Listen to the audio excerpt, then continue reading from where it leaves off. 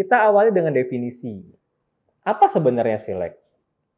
Select ini merupakan perintah dasar dalam SQL atau Structured Query Language untuk mengambil dan menampilkan data dari database. Dengan perintah select, kita dapat mengambil baris-baris data atau record dari satu tabel atau lebih.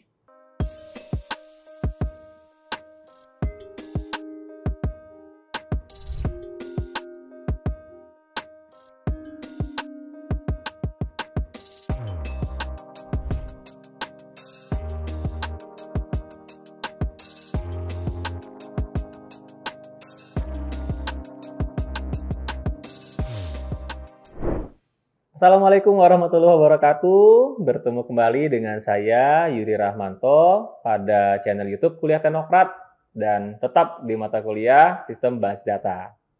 Pada video kali ini kita akan melanjutkan DML yang sudah kita bahas pada video sebelumnya, yaitu kita akan membahas mengenai select.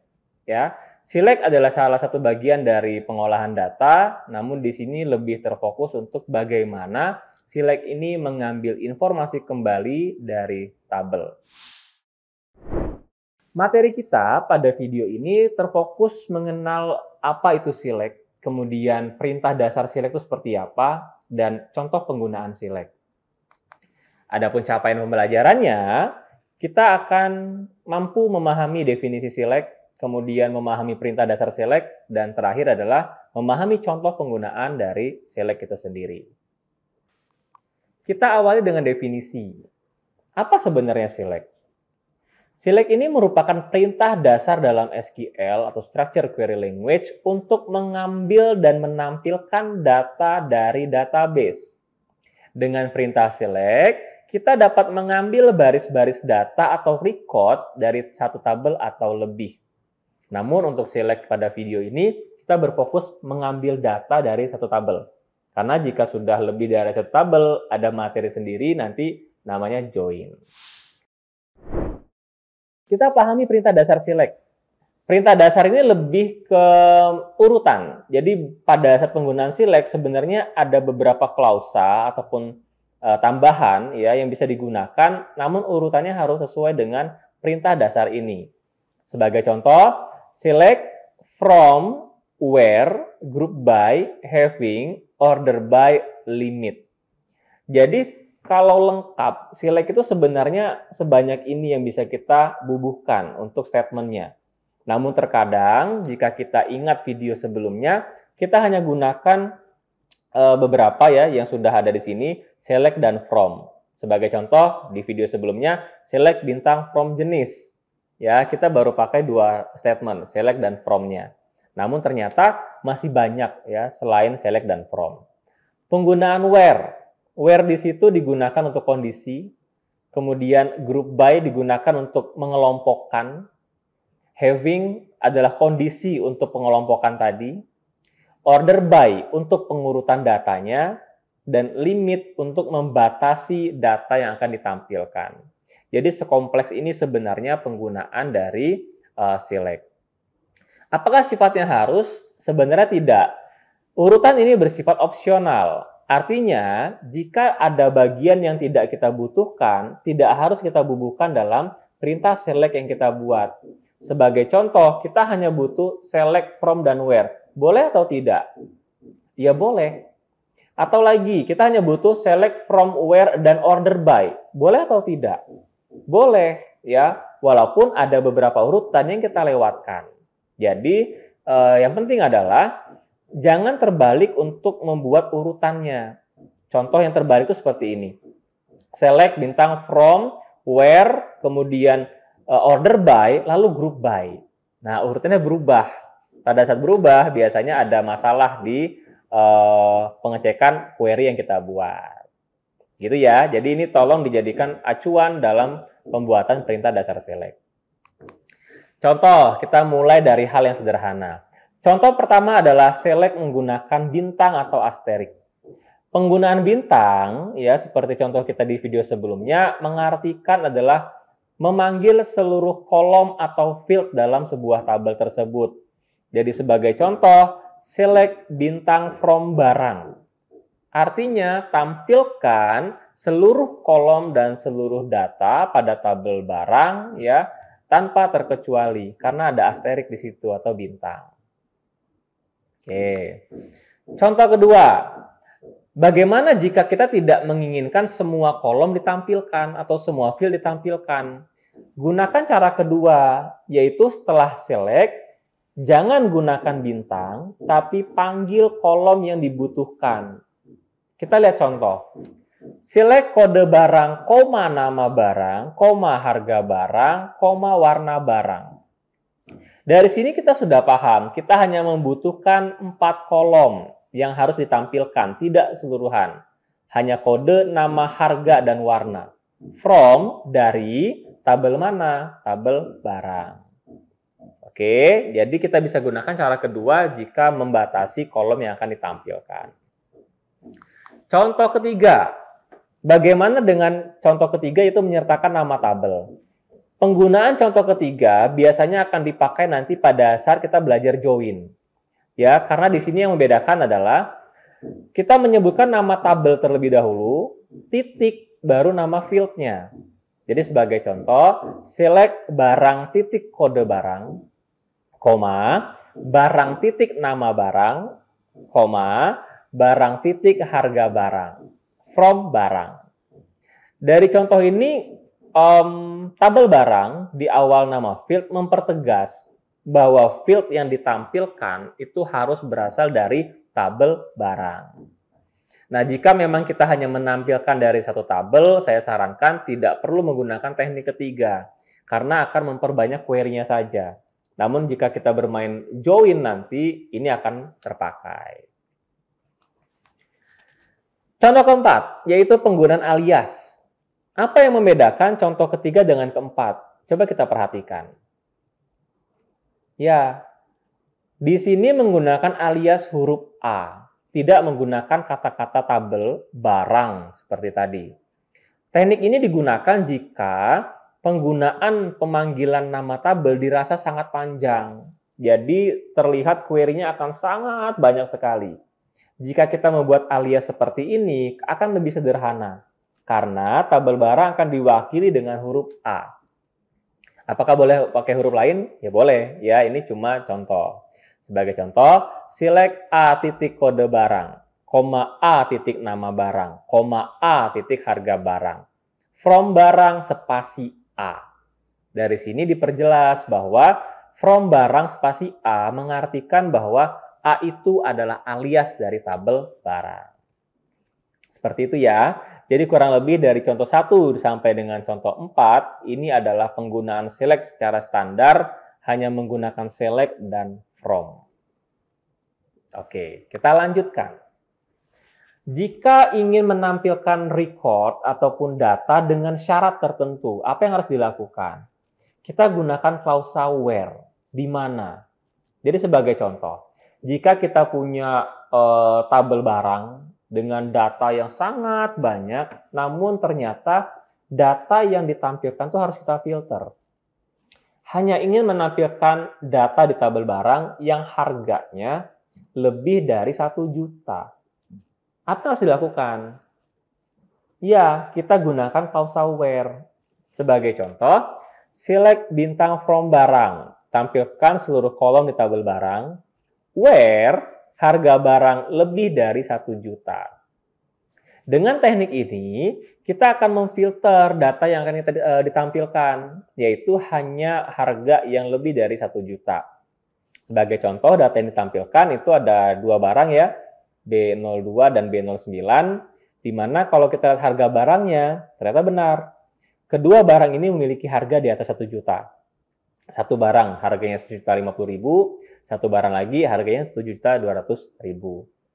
Data barang yang lain mana? Tidak hilang, namun tidak ditampilkan. Gitu ya, konsepnya select hanya bermain menampilkan atau tidak saja. Nah, sedikit pengenalan mengenai operator. Jadi tadi yang sudah dicontohkan di klausa where pertama, kita menggunakan operator lebih dari. Sebenarnya masih banyak operator lain ya yang terlihat pada gambar seperti operator sama dengan, kurang dari, lebih dari sama dengan, kurang dari sama dengan, tidak sama dengan, between ya atau antara, like, dan in. Nah, ini beberapa contoh operator yang bisa digunakan jika kita ingin membandingkan kondisi dalam klausa where. Ya, nanti bisa dicontohkan dengan contoh-contoh yang lain ya. Ini kita hanya mencontohkan tadi pakai yang lebih dari. Baik, contoh berikutnya adalah between. Between itu berbicara mengenai antara. Misalkan, kita mau menampilkan data barang yang harganya itu di antara 500.000 sampai 1 juta. Sebenarnya, teknik ini bisa kita ganti dengan operator lebih dari dan kurang dari. Namun ternyata pada SQL ada sebuah operator yang bisa digunakan untuk mempersingkat itu. Sehingga kita bisa gunakan between. Contohnya, select bintang from barang where harga barang between 500.000 and 1 juta. Jadi query ini akan menghasilkan tampilan data barang yang harganya di antara 500 dan 1 juta. Oke, seperti itu ya untuk penggunaan between. Kemudian penggunaan like. Jadi kalau bisa saya katakan, like ini sebenarnya kontra dengan sama dengan. Kalau sama dengan, artinya data yang ditampilkan harus sama. Ya, misalkan nih, select bintang from barang where harga sama dengan 1 juta. Kalau kita gunakan simbol sama dengan, artinya data yang harus tampil memang harus sama nilainya 1 juta. Tidak kurang, tidak lebih. Itu sama dengan. Namun jika kita gunakan like ini seperti memberikan toleransi. Jadi misalkan, saya ingin menampilkan seluruh data barang, namun yang namanya itu ada huruf X-nya. Karena kalau saya gunakan select bintang from barang, where nama barang sama dengan X, artinya barang-barang yang tampil harus namanya X. Sedangkan yang saya inginkan adalah nama yang ada huruf X-nya. Misalkan huruf X-nya di depan, ada huruf X-nya di belakang, ada huruf X-nya di tengah. Kan ada huruf X-nya. Kita nggak bisa gunakan sama dengan.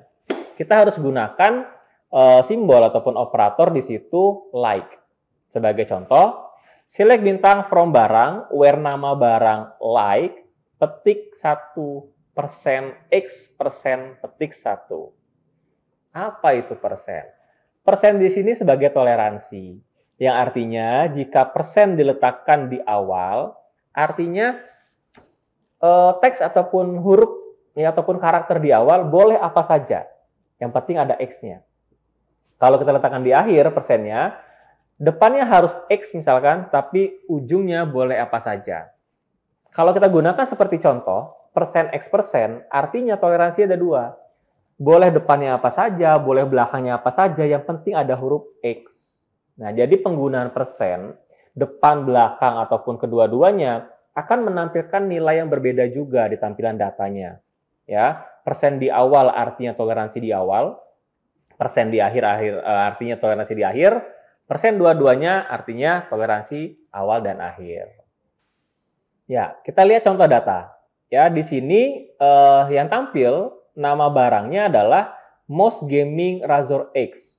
Huruf X atau karakter X berada di akhir dari nama barangnya. Atau contoh yang kedua, casing HDD XXYZ. Huruf X berada di tengah-tengah, ya, tidak di awal, tidak di ujung. Artinya penggunaan persen X persen di sini sudah benar ya, yaitu menampilkan nama barang yang ada huruf X-nya. Seperti itu. Jadi pahami ya? Kita lanjutkan. Berikutnya adalah penggunaan order by. Jadi kita tinggalkan dulu untuk penggunaan select dan operator dasar ya di where. Coba kita tambahkan sekarang order by. Order by artinya adalah mengurutkan. Kalau kita pernah belajar di Microsoft Excel, itu ada mengurutkan atau sort gitu ya. Ascending, descending, sebenarnya dalam SQL juga sama. Ada metode pengurutan data, kita gunakan order by. Order by di sini adalah mengurutkan baris data atau record-nya. Baik secara urutan ascending, kecil ke besar, atau urutan descending, besar ke kecil. Nah, ini sama konsepnya. Sebagai contoh, misalkan saya akan menampilkan seluruh data barang ya di tabel barang yang diurutkan berdasarkan harganya secara ascending. Jadi, saya ingin tampilan datanya adalah data barang yang harganya dari kecil sampai besar. Jadi diurutkan dari kecil ke besar, itu ascending. Select bintang from barang, order by, harga barang, ascending. Ascendingnya kita bisa singkat dengan ASC. Nah, ini contoh tampilan datanya. Kita lihat apakah benar. Ya, kode barang di sana kita lihat kodenya tidak urut. Karena apa? Fokus kita adalah mengurutkan harganya. Harganya berubah sekarang urutan dari harga 750.000 atau 75.000 itu sampai dengan paling mahal 7.200.000. Ini adalah efek dari ascending tadi. Berbeda dengan descending. Descending artinya sebaliknya. Sebagai contoh, select bintang from barang, order by nama barang DESC atau descending. Jadi saya ingin data barang saya itu terurut dari besar ke kecil. Namun bukan harga kali ini, tapi namanya. Artinya Z ke A. Kita lihat tampilan datanya. Kode barang berantakan nih urutannya, tapi lihat nama barangnya. Dari besar ke kecil. Ternyata di situ SSD, ya S, kemudian paling kecil adalah ADATA, A. Jadi S ke A, ataupun dari Z ke A gitu ya. Ini descending. Nah, berhasil lagi. Ya, kurang lebih seperti ini. Contoh penggunaan dari order by. Selanjutnya adalah group by, grouping, mengelompokkan. Jadi kata kunci group by digunakan kalau kita ingin mengelompokkan record, ya baris data yang memiliki nilai yang sama ke dalam satu kesatuan atau summary rows. Sebagai contoh, kita akan menampilkan jumlah barang yang dibeli dari kwitansi yang ada. Contoh penggunaannya adalah select nomor kwitansi, count, ya count dalam kurung bintang. Nah, materi agregat ini akan ada di video selanjutnya nanti. Kemudian from detail jual, group by nomor kwitansi. Jadi dari contoh perintah ini, kita akan mengelompokkan berdasarkan nomor kwitansinya. Karena bisa saja satu kwitansi itu banyak barang yang dibeli. Nah, saya ingin melihat berapa sih jumlah barang yang dibeli dari tiap kwitansi. Kalau masalah itu, kita harus grouping ternyata. Kita harus group by, kita harus kelompokkan. Nah, dengan teknik tadi, group by tadi berdasarkan nomor kwitansi, tampilan datanya seperti yang pada gambar. Nomor kwitansi KJ001, count-nya 3. Artinya nomor kwitansi ini ada 3 barang yang dibeli oleh konsumen. KJ002 ada 1 barang yang dibeli konsumen, dan KJ003 ada 2 barang yang dibeli konsumen. Nah, data barang ini ataupun data tampilan data ini berasal dari sini. Ya, kita lihat coba gambarnya. Ya, kenapa dapat 3 item? Karena tadi KJ001 itu ada 3 barangnya, B01, B03, B04. Itulah kenapa dapat hasil groupingnya 3 count, 3 jumlah datanya. Begitupun untuk yang KJ02, ada 1 item, dan KJ03 itu ada 2 item. Nah, kurang lebih seperti ini gambaran penggunaan group by, ya, atau pengelompokan. Baik, saya tidak lanjutkan dulu untuk yang count tadi, karena itu adalah pembahasan kita di video selanjutnya, yaitu mengenai fungsi agregat, dan juga sekaligus di video selanjutnya kita akan praktekkan ya contoh-contoh penggunaan select ya dalam studi kasus. Ya, jangan lupa untuk memahami kembali video ini sebelum kita masuk ke video selanjutnya, sehingga pada saat praktek nanti Anda sudah mengerti bagaimana perintah dasar penggunaan dari SQL select. Oke, cukup. Terima kasih atas perhatiannya. Semoga mudah dipahami. Kita akan bertemu di video selanjutnya. Saya akhiri video ini. Wassalamualaikum warahmatullahi wabarakatuh.